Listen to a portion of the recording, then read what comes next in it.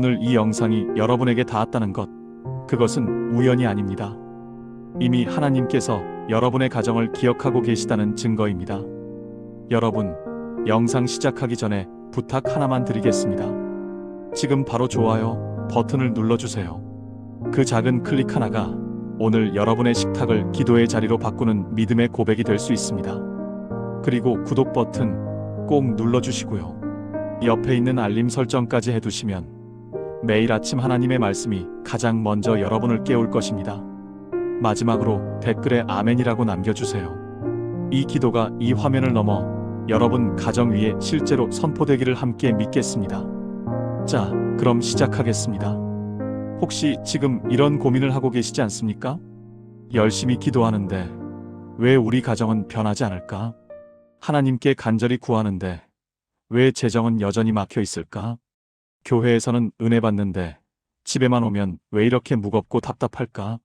새벽 기도도 나가고 금식 기도도 하고 11조도 드리는데 왜 우리 집만 이렇게 힘들까? 이런 질문들이 여러분의 마음속에 있지 않습니까? 저는 오늘 여러분께 말씀드립니다. 여러분은 잘못된 것이 없습니다. 여러분의 신앙이 부족한 것도 아닙니다. 다만 우리가 놓치고 있는 아주 중요한 한 가지가 있습니다. 그것은 바로 가정의 식탁입니다. 오늘 저는 여러분께 아주 단순하지만 성경적이며 강력한 하나의 비밀을 나누고자 합니다. 이 비밀은 수천 년 동안 성경 속에 기록되어 있었지만 우리가 간과해왔던 진리입니다. 이 진리를 깨닫고 실천한 수많은 가정들이 놀라운 변화를 경험했습니다. 재정이 풀렸습니다. 관계가 회복되었습니다. 자녀들이 달라졌습니다. 가정의 분위기가 완전히 바뀌었습니다. 그리고 오늘 여러분의 가정도 그 변화를 경험하게 될 것입니다. 하나님 아버지, 지금 이 영상을 보고 있는 모든 가정 위에 주님의 임재가 가득하게 하옵소서. 막혔던 것이 열리고 어두웠던 것이 밝아지며 무거웠던 것이 가벼워지는 놀라운 역사가 일어나게 하옵소서. 이 시간 주님께서 친히 말씀해 주시고 깨닫게 하시며 변화시켜 주옵소서. 예수님의 이름으로 기도합니다. 아멘. 자, 이제 시작하겠습니다. 목회를 하면서 정말 많은 분들을 만납니다. 수많은 상담을 하고 수많은 기도 제목을 듣습니다. 그분들 중 상당수가 이렇게 고백하십니다. 목사님, 저는 기도 정말 열심히 합니다. 새벽 기도도 빠지지 않고 금식 기도도 하고 철야도 합니다. 주일 예배는 물론이고 수요 예배, 금요 기도회도 다 나갑니다. 11조도 빠짐없이 드리고 감사 헌금도 드립니다. 그런데 왜 우리 집은 여전히 이 모양일까요?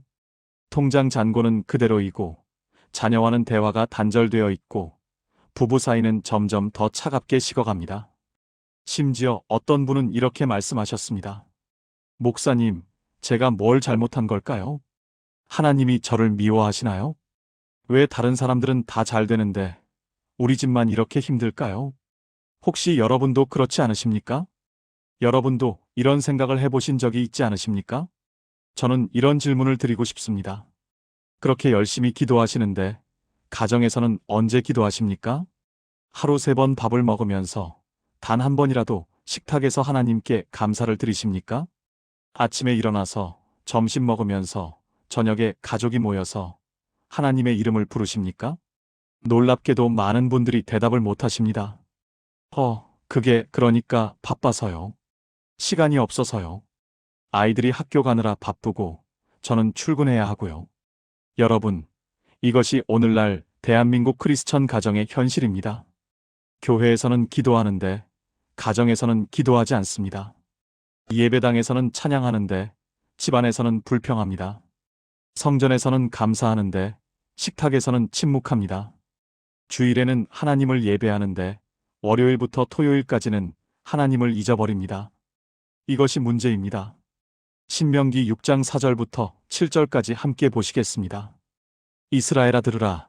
우리 하나님 여호와는 오직 유일한 여호와이시니 너는 마음을 다하고 뜻을 다하고 힘을 다하여 내 하나님 여호와를 사랑하라. 오늘 내가 내게 명하는 이 말씀을 너는 마음에 새기고 내 자녀에게 부지런히 가르치며 집에 앉았을 때에든지 길을 갈 때에든지 누워 있을 때에든지 일어날 때에든지 이 말씀을 강론할 것이며 여기서 주목해야 할 단어가 있습니다.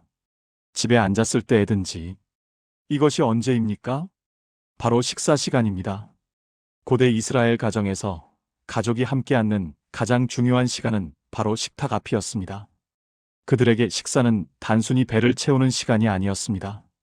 그것은 하나님의 말씀을 나누는 시간이었고, 하나님께 감사하는 시간이었으며, 자녀를 교육하는 시간이었습니다. 식탁은 교실이었고, 예배당이었으며, 제단이었습니다. 그런데 오늘날 우리는 어떻습니까? 밥상 앞에 앉아서 스마트폰만 보거나, TV만 보거나, 아무 말 없이 밥만 먹고 일어납니다. 심지어 어떤 가정은 각자 방에서 혼자 먹습니다. 아빠는 회사 회식으로 밖에서 먹고, 엄마는 아이들 먹이고 나서 혼자 남은 반찬으로 먹고, 아이들은 학원 갔다가 편의점에서 사 먹습니다. 일주일에 한 번도 가족이 함께 식사하지 않는 가정이 얼마나 많은지 아십니까? 한 통계에 따르면 대한민국 가정의 60% 이상이 주중에 가족이 함께 저녁을 먹는 날이 일주일에 2번도 되지 않는다고 합니다. 이것은 단순한 현대사회의 바쁜 일정 때문만이 아닙니다. 우리가 식탁의 가치를 잃어버렸기 때문입니다. 하나님께서 가장 기뻐하시는 예배의 자리, 바로 그 식탁을 우리가 방치하고 있는 것입니다. 그러면서 우리는 왜 하나님이 우리 기도를 안 들어주시나, 왜 우리 집은 변하지 않나 하고 불평합니다. 여러분, 감사가 없는 곳에는 하나님의 임재가 없습니다. 시편 100편 4절입니다. 감사함으로 그의 문에 들어가며 찬송함으로 그의 궁정에 들어가서 그에게 감사하며 그의 이름을 송축할지어다. 감사는 하나님의 문을 여는 열쇠입니다. 찬송은 하나님의 궁정으로 들어가는 통로입니다. 그런데 우리가 하루 3번 먹으면서 단 한 번도 하나님께 감사하지 않는다면 그것은 하나님의 문을 우리 스스로 닫아버리는 것과 같습니다. 우리가 스스로 하나님의 궁정에서 멀어지고 있는 것입니다. 그러면서 우리는 이렇게 기도합니다. 하나님, 문을 열어주세요. 재정의 문을 열어주세요. 자녀의 마음 문을 열어주세요. 건강의 문을 열어주세요. 사업의 문을 열어주세요. 하나님께서는 이미 문을 여셨습니다. 그런데 우리가 감사 없는 삶으로, 예배 없는 일상으로, 기도 없는 식탁으로 그 문을 다시 닫고 있는 것입니다. 데살로니가전서 5장 16절부터 18절까지 보십시오. 항상 기뻐하라, 쉬지 말고 기도하라, 범사에 감사하라. 이것이 그리스도 예수 안에서 너희를 향하신 하나님의 뜻이니라. 범사에 감사하라. 모든 일에 감사하라는 것입니다.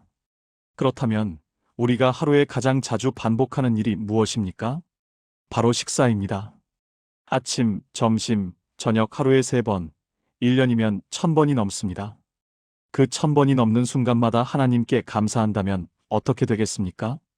그것이 바로 쉬지 말고 기도하는 것이고 범사에 감사하는 것입니다. 왜 하필 식탁일까요? 그것은 식탁이야말로 가정에서 가장 일상적이고 가장 현실적이며 가장 자주 모이는 자리이기 때문입니다. 특별한 시간이 아닙니다. 거창한 의식도 아닙니다. 매일 반복되는 평범한 순간입니다.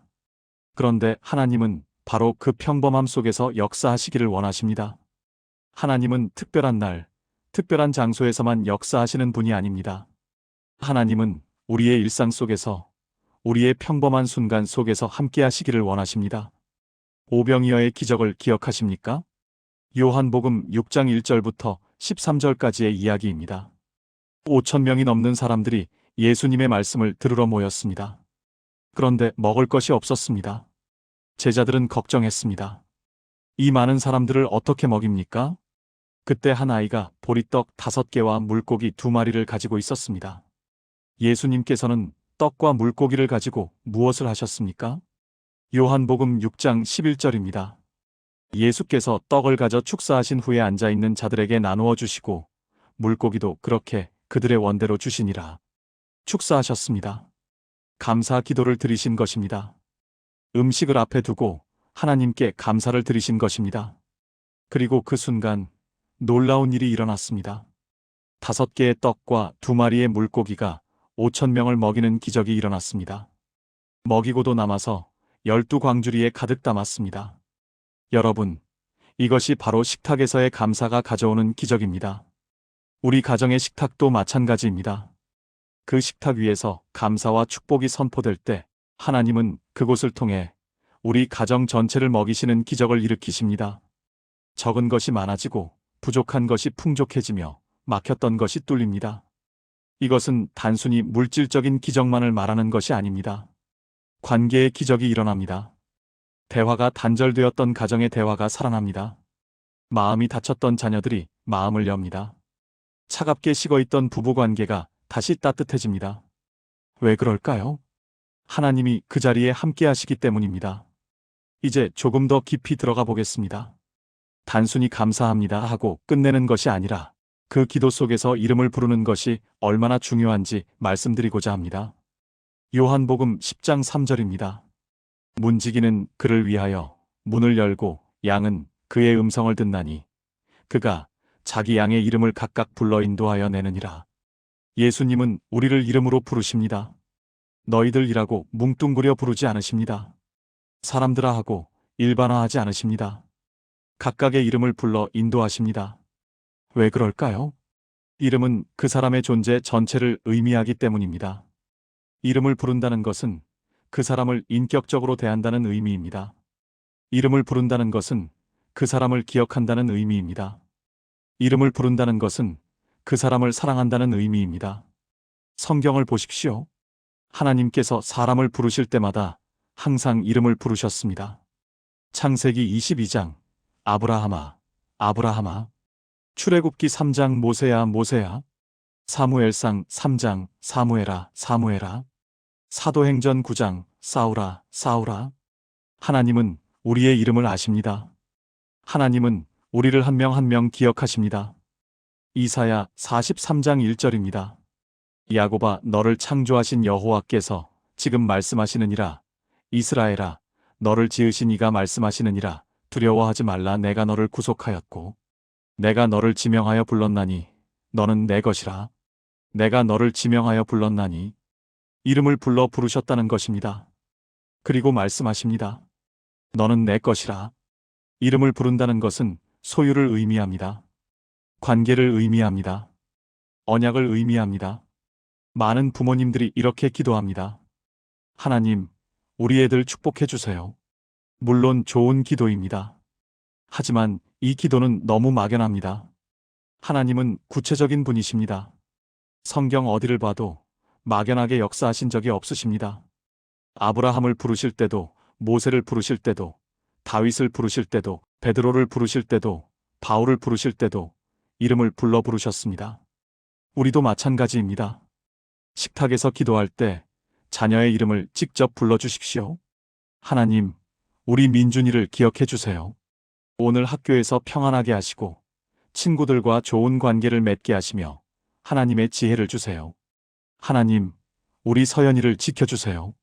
오늘 시험이 있는데 최선을 다할 수 있게 하시고 그 결과를 주님께 맡길 수 있는 믿음을 주세요. 하나님, 우리 현우를 인도해 주세요. 진로를 고민하고 있는 현우에게 하나님의 뜻을 분명하게 보여주시고 하나님이 예비하신 길로 인도해 주세요. 이렇게 이름을 부르며 기도할 때 놀라운 일이 일어납니다. 첫째, 자녀가 자기 이름을 듣습니다. 둘째, 부모의 음성에서 사랑을 느낍니다. 셋째, 자신이 기억되고 있다는 안정감을 얻습니다. 넷째, 하나님이 자기를 아신다는 확신을 갖게 됩니다. 다섯째, 기도가 막연한 것이 아니라 자기를 위한 구체적인 것임을 알게 됩니다. 제가 아는 한 집사님의 이야기입니다. 그분은 사업을 하시는 분이었는데 항상 바쁘셨습니다. 새벽 일찍 나가서 밤늦게 들어오시는 생활이 반복되었습니다. 집에 오면 피곤해서 말도 별로 없으셨고 아이들과도 거의 대화가 없으셨습니다. 주말에도 골프 약속이나 사업 관계로 거의 집에 안 계셨습니다. 아이들은 아빠를 거의 보지 못했습니다. 그러던 어느 날 그분이 저를 찾아오셨습니다. 얼굴이 많이 상해 계셨습니다. 목사님, 제가 돈은 벌어다 주는데 왜 우리 애들은 저를 안 따를까요? 큰애는 저랑 눈도 안 마주치고 작은애는 아예 저한테 말도 안 합니다. 아내도 저한테 차갑습니다. 제가 뭘 잘못한 걸까요? 저는 조심스럽게 여쭤봤습니다. 집사님, 마지막으로 아이들 이름을 불러준 게 언제인가요? 그분이 잠시 생각하시더니 이렇게 대답하셨습니다. 이름이요? 그냥 야 하고 부르는데요. 큰애, 작은애 이렇게 부르고요. 이름을 부를 일이 있나요? 여러분, 이것이 오늘 많은 가정의 현실입니다. 이름은 있는데 이름을 부르지 않습니다. 자녀가 있는데 자녀를 모릅니다. 같은 집에 사는데 서로가 낯선 사람입니다. 그래서 저는 그분께 권면했습니다. 집사님, 오늘부터 식사 기도할 때 아이들 이름을 하나하나 불러주세요. 그리고 축복해주세요. 처음엔 어색해 하셨습니다. 목소리도 떨리셨습니다. 아이들도 어색해 했습니다. 아빠가 갑자기 왜 저러나 하는 표정이었습니다. 그런데 일주일 한 달이 지나면서 가정의 분위기가 달라지기 시작했습니다. 아이들이 먼저 아빠에게 말을 걸기 시작했고 부부 사이의 대화도 늘어났습니다. 식사 시간에 가족들이 하나둘씩 모이기 시작했습니다. 그리고 놀랍게도 재정적으로도 막혔던 일들이 풀리기 시작했습니다. 그분은 6개월 후에 다시 저를 찾아오셨습니다. 이번에는 얼굴이 환하셨습니다. 목사님, 믿기지 않습니다. 제 가정이 완전히 달라졌습니다. 큰애가 어제 저한테 이렇게 말하더라고요. 아빠, 요즘 아빠 기도 들으면 마음이 따뜻해져요. 아빠가 저를 정말 사랑하시는구나 느껴져요. 그 말을 듣는 순간 눈물이 났습니다. 그리고 제가 그동안 얼마나 큰 실수를 했는지 깨달았습니다. 저는 돈만 벌어다 주면 아빠 역할을 다하는 줄 알았습니다. 하지만 아이들이 원하는 것은 돈이 아니었습니다.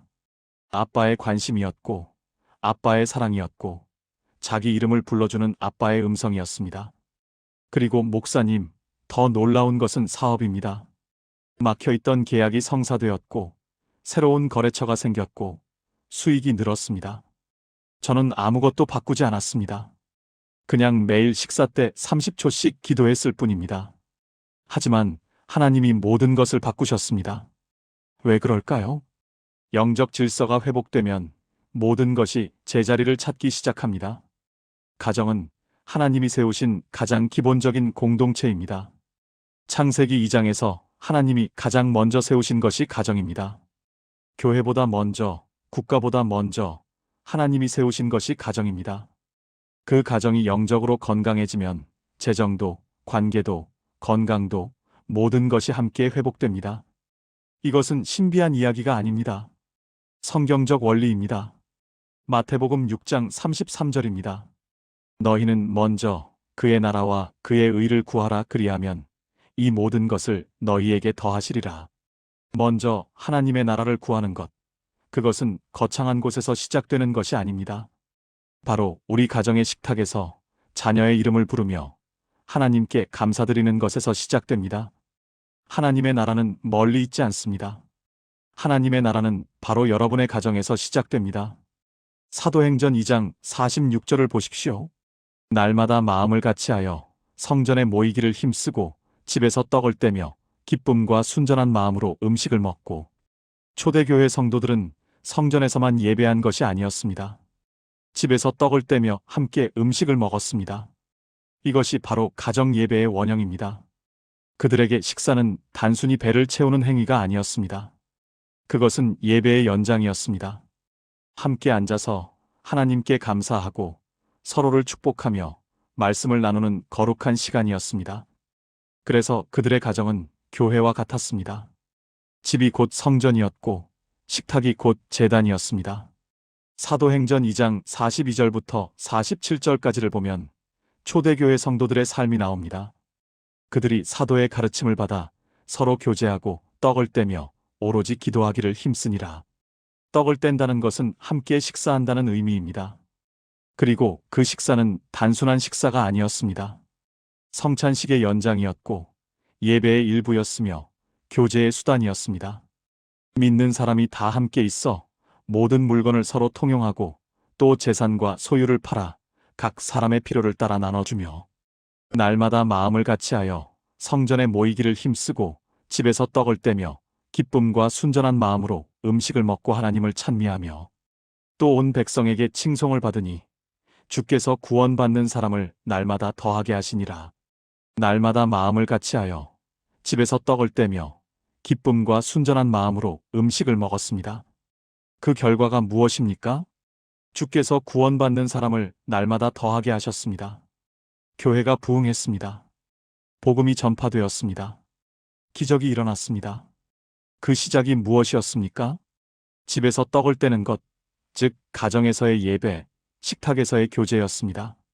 그런데 오늘날 우리의 식탁은 어떻습니까?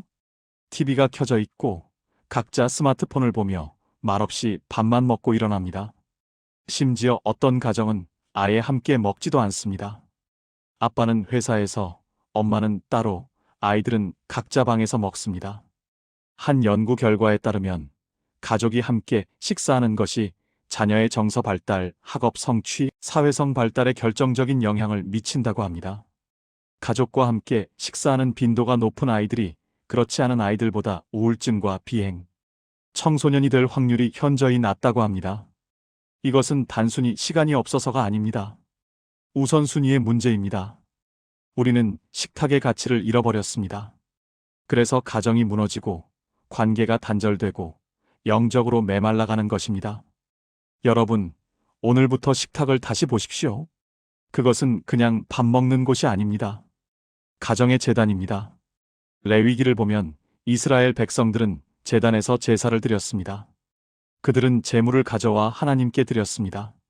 그 제사에는 번제, 소제, 화목제, 속죄제, 속건제 등 여러 종류가 있었습니다. 그 중에서 화목제를 주목해 보십시오. 레위기 3장을 보면 화목제에 대한 설명이 나옵니다. 화목제는 하나님과의 평화와 교제를 상징하는 제사였습니다. 그리고 이 제사의 특징은 제사를 드린 사람이 그 고기를 먹을 수 있었다는 것입니다. 즉, 하나님께 드린 제물을 가족과 함께 나누어 먹는 것이었습니다. 이것은 무엇을 의미합니까? 하나님과 함께 식사하는 것입니다. 하나님을 초대하여 함께 먹는 것입니다. 그런데 오늘날 우리에게는 성전의 제단이 없습니다. 대신 우리에게는 가정의 식탁이 있습니다. 그 식탁 위에 차려진 음식은 모두 하나님께서 주신 것입니다. 우리는 그것을 받아 하나님께 감사를 드리고 가족과 함께 나눕니다. 이것이야말로 가장 현실적인 예배입니다. 어떤 분들은 이렇게 말씀하십니다. 목사님, 우리 집은 너무 바빠요. 다 같이 앉아서 먹는 것도 힘든데 어떻게 기도까지 합니까? 여러분, 하나님은 완벽함을 요구하지 않으십니다. 하나님이 보시는 것은 마음입니다. 5명이 다 모이지 못해도 괜찮습니다. 2명, 3명만 모여도 괜찮습니다. 한식 밥상이 아니어도 괜찮습니다. 빵 한 조각, 라면 한 그릇, 김밥 한 줄이어도 괜찮습니다. 중요한 것은 그 순간에 하나님을 기억하는 것입니다. 마태복음 18장 20절입니다. 두세 사람이 내 이름으로 모인 곳에는 나도 그들 중에 있느니라. 두세 사람이면 됩니다. 여러분의 가정이 바로 그곳입니다. 저는 목회하면서 수많은 가정을 보았습니다. 부유한 가정도 보았고, 가난한 가정도 보았습니다. 큰 집에 사는 가정도 보았고, 작은 원룸에 사는 가정도 보았습니다. 그런데 놀라운 사실을 발견했습니다. 행복한 가정과 불행한 가정을 나누는 것은 돈이 아니었습니다. 집의 크기가 아니었습니다. 차의 종류가 아니었습니다. 그것은 바로 식탁이었습니다. 함께 식사하는 가정은 행복했습니다. 함께 기도하는 가정은 평안했습니다. 함께 대화하는 가정은 건강했습니다. 반대로 아무리 큰 집에 살아도, 아무리 많은 돈이 있어도 함께 식사하지 않는 가정은 불행했습니다. 여러분, 오늘 저녁부터 식탁을 제단으로 만드십시오. 그 자리에 하나님을 초대하십시오. 그리고 함께 기도하십시오. 이제 많은 분들이 궁금해하시는 부분으로 들어가겠습니다. 자녀를 축복하는 것과 재정이 무슨 관계가 있습니까? 시편 112편 1절에서 3절을 보십시오. 할렐루야, 여호와를 경외하며 그의 계명을 크게 즐거워하는 자는 복이 있도다. 그의 후손이 땅에서 강성하며 정직한 자의 후대가 복이 있으리로다. 부와 재물이 그의 집에 있으며 그의 의가 영구히 있으리로다. 주목하십시오. 그의 후손이 땅에서 강성하며 부와 재물이 그의 집에 있으며, 후손, 즉 자녀가 강성할 때 그 집에 부와 재물이 있다고 말씀하십니다. 이것은 우연이 아닙니다. 성경의 일관된 원리입니다. 하나님의 경제는 세상의 경제와 다릅니다. 세상은 이렇게 말합니다. 자녀가 많으면 돈이 많이 든다. 자녀는 부담이다. 자녀는 지출이다. 자녀 때문에 가난해진다. 그래서 요즘 젊은 부부들이 아이를 낳지 않습니다. 출산율이 계속 떨어지고 있습니다. 왜 그럴까요? 경제적 부담 때문입니다. 아이를 키우는 데 드는 비용이 너무 많다는 것입니다. 하지만 하나님은 이렇게 말씀하십니다. 자녀는 축복이다. 자녀는 통로다. 자녀는 기업이다. 자녀를 통해 복이 흐른다. 시편 127편 3절부터 5절까지 보십시오. 보라, 자식들은 여호와의 기업이요 태의 열매는 그의 상급이로다. 젊은 자의 자식은 장사의 수중의 화살 같으니 이것이 그의 화살통에 가득한 자는 복되도다. 그들이 성문에서 그들의 원수와 담판할 때에 수치를 당하지 아니하리로다. 자식들은 여호와의 기업이라고 말씀하십니다. 기업이라는 것은 유산입니다. 하나님께서 주신 선물입니다. 그리고 상급이라고 말씀하십니다. 잠언 17장 6절입니다. 손자는 노인의 면류관이요 아비는 자식의 영환이라. 자녀는 부모의 영광입니다. 그런데 오늘날 많은 부모들이 자녀를 부담으로 여깁니다. 애 키우느라 돈이 다 나간다. 학원비, 교육비, 대학 등록금, 결혼 자금까지 어떻게 다 감당하나. 차라리 아이를 낳지 말걸. 이런 생각으로 자녀를 대하면 정말로 자녀가 부담이 됩니다. 부정적인 생각은 부정적인 결과를 낳습니다. 하지만 자녀를 하나님의 축복으로 여기고 그 자녀를 위해 기도하고 이름을 불러 축복할 때 하나님은 그 가정에 놀라운 공급의 통로를 여십니다. 제가 아는 한 권사님의 간증입니다. 그분은 자녀가 셋이었는데 경제적으로 매우 어려우셨습니다. 남편은 공장에서 일하다가 실직하셨고 빚도 있었습니다. 권사님도 식당에서 설거지 일을 하셨지만 생활비도 빠듯했습니다. 아이들은 초등학생, 중학생, 고등학생이었는데 학원은커녕 학용품 사주기도 어려웠습니다. 그런데 그분은 매일 식사 때마다 세 자녀의 이름을 불러 축복했습니다. 하나님, 우리 지훈이를 축복해 주세요. 공부는 못해도 착한 지훈이를 하나님께서 쓰시옵소서. 하나님, 우리 서연이를 지켜주세요. 친구들이 놀려도 웃으며 견디는 서연이에게 하나님의 위로를 주세요. 하나님, 우리 민재를 인도해 주세요. 대학 갈 돈이 없어도 하나님께서 길을 열어주실 줄 믿습니다. 그렇게 1년, 2년이 지났습니다. 그런데 놀랍게도 남편이 새 직장을 구했고 전보다 월급도 더 많았습니다. 빚이 하나둘 갚아지기 시작했습니다. 그리고 큰아들 민재가 장학금을 받아 대학에 진학했습니다. 전액 장학금이었습니다. 둘째 서연이도 학교에서 상을 받아 장학금을 받았습니다. 막내 지훈이는 공부는 못했지만 운동을 잘해서 체육 특기생으로 선발되었습니다. 그분은 이렇게 고백하셨습니다. 목사님, 제가 깨달은 것은 하나님은 제 자녀를 통해서 저를 축복하신다는 것입니다. 저는 자녀들에게 아무것도 해준 게 없습니다. 학원도 못 보냈고 좋은 옷도 못 사줬고 용돈도 제대로 못 줬습니다. 하지만 매일 그 아이들의 이름을 불러 축복했습니다. 그랬더니 하나님께서 그 아이들을 통해 우리 가정을 축복하셨습니다. 민수기 6장 24절에서 26절은 우리가 잘 아는 아론의 축복입니다. 여호와는 내게 복을 주시고 너를 지키시기를 원하며 여호와는 그의 얼굴을 내게 비추사 은혜 베푸시기를 원하며 여호와는 그 얼굴을 내게로 향하여 드사 평강 주시기를 원하노라. 이 축복은 단순한 말이 아닙니다. 선포입니다. 하나님의 이름으로 선포하는 것입니다. 축복을 선포할 때 영적인 질서가 회복됩니다. 무질서했던 것이 정리되고 막혔던 것이 열리며 어두웠던 것이 밝아집니다.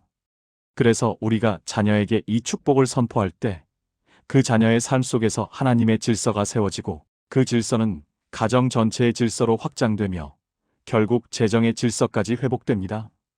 여러분, 재정 문제는 대부분 영적 문제에서 시작됩니다. 돈이 없어서가 아니라 질서가 없어서입니다. 구멍 뚫린 항아리에 물을 부으면 아무리 부어도 차지 않습니다. 학계 1장 6절입니다. 너희가 많이 뿌릴지라도 수확이 적으며 먹을지라도 배부르지 못하며 마실지라도 흡족하지 못하며 입어도 따뜻하지 못하며 품삯을 받아도 구멍 뚫린 전대에 넣음이 되느니라. 왜 이런 일이 일어납니까? 영적 질서가 무너졌기 때문입니다. 하나님을 잊어버렸기 때문입니다. 하나님의 질서가 서 있는 가정은 적게 벌어도 풍족합니다. 하지만 하나님의 질서가 없는 가정은 많이 벌어도 항상 부족합니다. 그래서 우리는 먼저 영적 질서를 세워야 합니다. 그 시작이 바로 식탁에서의 기도이고 자녀 이름을 부르는 축복입니다. 많은 분들이 기도를 어떻게 해야 할지 모르겠어요 라고 하십니다. 특히 가정에서 기도하는 것을 어색해 하시는 분들이 많습니다. 목사님, 저는 말을 잘 못해요. 기도를 어떻게 해야 할지 몰라요. 무슨 말을 해야 할지 모르겠어요. 그래서 저는 여러분께 30초 기도를 권면합니다. 왜 30초인가? 첫째, 누구나 할 수 있습니다. 말을 잘하지 못해도, 기도를 잘하지 못해도 30초는 할 수 있습니다. 둘째, 부담이 없습니다. 긴 기도는 부담스럽습니다. 하지만 30초는 부담이 없습니다. 셋째, 매일 지속할 수 있습니다. 중요한 것은 길이가 아니라 지속성입니다. 하루에 1시간 기도하다가 일주일 만에 그만두는 것보다 매일 30초씩 1년 내내 하는 것이 훨씬 더 강력합니다. 넷째, 집중할 수 있습니다. 기도가 너무 길면 집중력이 떨어집니다. 특히 어린 자녀들은 긴 기도를 듣기 어렵습니다. 하지만 30초는 집중할 수 있습니다. 다섯째, 습관화하기 쉽습니다. 21일만 반복하면 습관이 된다고 합니다. 30초 기도는 습관화하기에 가장 좋은 시간입니다. 자, 이제 실제로 어떻게 기도할지 알려드리겠습니다. 30초를 세 부분으로 나누십시오. 첫 번째, 감사 10초입니다. 하나님 아버지, 오늘 우리에게 이 식탁을 허락해 주셔서 감사합니다. 이 음식을 주셔서 감사합니다. 두 번째, 이름 축복 10초입니다. 우리 민준이를 기억해 주세요. 오늘 하루도 지혜와 평안을 주시고 하나님께서 함께 해주세요. 자녀가 여러 명이면 돌아가며 한 명씩 하시면 됩니다. 세 번째, 맡김 10초입니다. 우리 가정의 모든 필요를 주님 손에 맡겨드립니다. 예수님의 이름으로 기도합니다. 아멘. 이게 전부입니다. 30초면 충분합니다. 예를 들어 볼까요? 아침 식사 기도입니다. 하나님, 오늘 아침도 이렇게 식탁에 앉게 하셔서 감사합니다. 우리 수민이 오늘 학교에서 친구들과 잘 지내게 하시고 수업 시간에 집중할 수 있게 도와주세요. 우리 가족 모두 오늘 하루 주님의 인도하심 가운데 평안하게 지내게 하옵소서. 예수님의 이름으로 기도합니다. 아멘. 저녁 식사 기도입니다. 하나님, 오늘 하루도 무사히 마치고 이렇게 함께 저녁을 먹게 하셔서 감사합니다. 우리 현우가 오늘 시험을 잘 마쳤다고 합니다. 수고한 현우를 격려해 주시고 앞으로도 최선을 다하게 하옵소서. 내일도 우리 가정을 주의 손으로 지켜주옵소서. 예수님의 이름으로 기도합니다. 아멘. 자녀가 여러 명이면 매 끼니마다 한 명씩 돌아가며 축복하십시오. 월요일 아침 첫째, 월요일 저녁 둘째, 화요일 아침 셋째, 화요일 저녁 첫째. 이런 식으로 하면 모든 자녀가 골고루 자기 이름이 불리는 것을 듣게 됩니다. 그리고 중요한 것은 아이들이 듣고 있다는 것을 기억하는 것입니다. 부모가 자기 이름을 부르며 하나님께 기도하는 모습을 볼 때 아이들은 나는 사랑받고 있구나. 하나님도 부모님도 나를 기억하시는구나 라는 확신을 갖게 됩니다. 그리고 또 한 가지 팁을 드리자면 그날 있었던 일을 기도에 포함시키십시오. 오늘 수민이가 학교에서 칭찬받았다고 했습니다. 감사합니다. 오늘 현우가 친구와 싸웠다고 합니다. 현우의 마음을 평안하게 하시고 친구와 화해하게 하옵소서. 오늘 민준이가 시험이 어려웠다고 합니다. 민준이를 위로해 주시고 다음엔 더 잘할 수 있게 도와주세요. 이렇게 구체적으로 기도하면 아이들은 부모가 자기 삶에 관심이 있다는 것을 느낍니다. 그리고 하나님이 자기 삶의 구체적인 부분까지 아신다는 것을 깨닫습니다. 여러분, 이 모든 것을 듣고도 실천하지 않으면 아무 소용이 없습니다. 야고보서 1장 22절입니다. 너희는 말씀을 행하는 자가 되고 듣기만 하여 자신을 속이는 자가 되지 말라. 오늘 저녁, 아니, 지금 당장 다음 식사 때부터 시작하십시오. 어색해도 괜찮습니다. 목소리가 떨려도 괜찮습니다. 말을 더듬어도 괜찮습니다. 기도 제목이 생각나지 않으면 그냥 감사만 해도 괜찮습니다. 중요한 것은 시작하는 것입니다. 그 30초가 여러분 가정의 30년을 바꿀 것입니다. 사랑하는 여러분, 지금 여러분이 드리는 기도는 단지 오늘만을 위한 것이 아닙니다. 그것은 여러분의 자녀와 자녀의 자녀, 그리고 그 후손들을 위한 영적 유산입니다. 잠언 20장 7절입니다. 완전하게 행하는 자가 의인이라 그의 후손에게 복이 있느니라. 여러분이 지금 식탁에서 드리는 기도, 자녀의 이름을 부르며 선포하는 축복, 그것은 단지 오늘 하루를 위한 것이 아닙니다. 그것은 세대를 이어 흐르는 강력한 영적 흐름입니다. 때로는 아무런 변화가 보이지 않는 것처럼 느껴질 수 있습니다. 이렇게 기도하는데 왜 아직도 아무 일도 안 일어나지? 한 달째 기도하는데 아무것도 달라진 게 없는데? 여러분, 강물은 땅속 깊은 곳에서도 흐릅니다. 보이지 않는다고 흐르지 않는 것이 아닙니다. 하나님의 역사는 눈에 보이지 않는 곳에서 먼저 시작됩니다. 씨앗을 심으면 먼저 땅속에서 뿌리가 내립니다. 우리 눈에는 아무것도 보이지 않지만 땅속에서는 생명이 움직이고 있습니다. 그러다가 때가 되면 싹이 나고 자라고 열매를 맺습니다. 여러분의 기도도 마찬가지입니다. 지금 당장 눈에 보이지 않아도 하나님은 일하고 계십니다. 신명기 7장 9절입니다. 그런즉 너는 알라 오직 내 하나님 여호와는 하나님이시요 신실하신 하나님이시라. 그를 사랑하고 그의 계명을 지키는 자에게는 천대까지 그의 언약을 이행하시며 인애를 베푸시되. 천대까지. 여러분, 천대가 얼마나 긴 세월인지 아십니까? 한 세대를 30년으로 잡으면 천대는 3만 년입니다. 이것은 영원까지를 의미합니다. 지금 여러분이 드리는 기도는 단지 여러분 자녀만을 위한 것이 아닙니다. 여러분의 손자, 증손자, 그리고 그 이후 세대까지 영향을 미칩니다. 그러니 결코 포기하지 마십시오. 비록 지금 당장 눈에 보이는 변화가 없어도 여러분의 기도는 세대를 넘어 흐르고 있습니다. 제가 아는 한 집사님의 이야기를 들려드리겠습니다. 그분은 지금 70대이신데 평생 가난하게 사셨습니다. 젊었을 때 사업에 실패하셔서 빚을 지고 그 빚을 갚느라 평생을 고생하셨습니다. 자녀들에게 제대로 교육도 못 시켜주셨고 좋은 것도 못 해주셨습니다. 하지만 그분은 단 한 가지를 포기하지 않으셨습니다. 매 끼니마다 자녀들의 이름을 불러 축복하신 것입니다. 가난했지만 힘들었지만 기도만큼은 놓지 않으셨습니다. 그렇게 자녀들이 자랐고 결혼했고 손주들이 태어났습니다. 그런데 놀라운 일이 일어났습니다. 세 자녀 모두 신앙 안에서 잘 자랐고 각자의 자리에서 하나님을 섬기며 살고 있습니다. 큰아들은 교사가 되어 학교에서 아이들을 가르치고 있고 둘째 딸은 간호사가 되어 환자들을 돌보고 있으며 막내 아들은 사업을 해서 많은 사람들을 고용하고 있습니다. 그리고 그 자녀들도 자기 자녀들, 즉 집사님의 손주들에게 똑같이 하고 있습니다. 식사 때마다 이름을 불러 축복하고 있습니다. 그 집사님은 이렇게 말씀하셨습니다. 목사님, 저는 자녀들에게 재산을 남겨주지 못했습니다. 하지만 기도를 남겨주었습니다. 그것이 가장 큰 유산이었습니다. 이제 제 손주들이 그 기도를 이어받아 다음 세대에 전하고 있습니다. 이것이 바로 믿음의 유산입니다. 디모데후서 1장 5절입니다.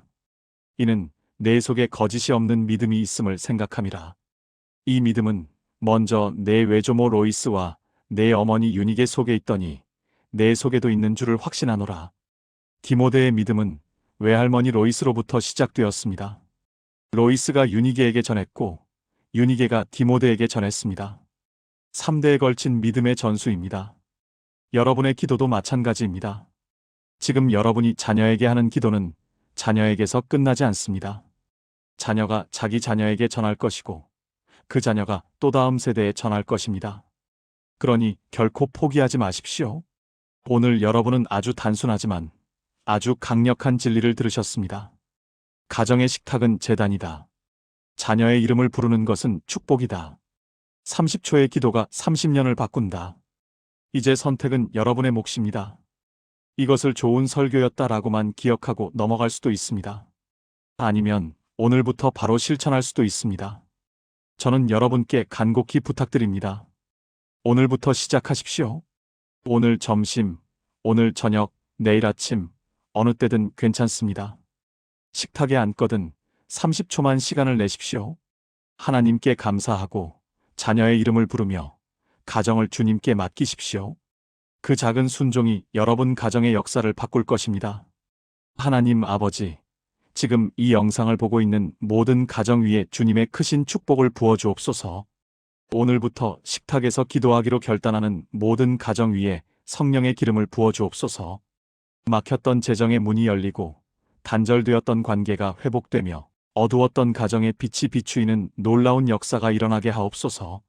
자녀들의 마음이 부모에게로, 부모의 마음이 자녀들에게로 돌아가게 하옵소서. 이 기도가 세대를 넘어 흘러가게 하시고 천대까지 이어지는 축복이 되게 하옵소서. 예수님의 이름으로 기도합니다. 아멘. 여러분, 댓글에 오늘부터 시작합니다 라고 남겨주세요. 여러분의 고백을 보며 함께 기도하겠습니다. 그리고 이 영상이 은혜가 되셨다면 좋아요 버튼 꼭 눌러주시고요. 구독과 알림 설정 아직 안 하신 분들은 지금 바로 해주세요. 이 영상을 여러분의 가족, 친구, 그리고 축복이 필요한 모든 분들께 나눠주시길 부탁드립니다. 한 가정이 살아나면 한 교회가 살아납니다. 한 교회가 살아나면 한 나라가 살아납니다. 여러분의 식탁에서 시작된 기도가 대한민국을 살리는 기도가 될 것입니다. 사랑합니다. 주님의 이름으로 축복합니다.